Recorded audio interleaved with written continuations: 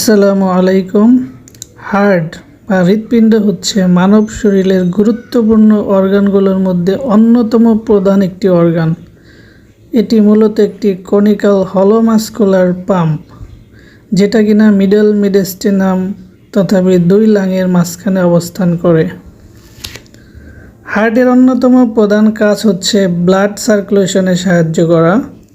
Blood সার্কুলেশনের মাধ্যমে আমাদের শরীরের প্রত্যেকটি কোষ তার প্রয়োজনীয় অক্সিজেন এবং নিউট্রিয়েন্টস পেয়ে থাকে। পাশাপাশি বাই প্রোডাক্ট কার্বন ডাইঅক্সাইড কোষ থেকে বের করতে সাহায্য করে। যদি কোনো কারণে হার্ট পাম্প করতে না পারে, তাহলে বডির ইন্টারনাল অর্গানগুলো ড্যামেজ হতে থাকে এবং এক পর্যায়ে রোগীটি মারা যায়। সুতরাং হার্টকে সুস্থ রাখা অত্যন্ত জরুরি।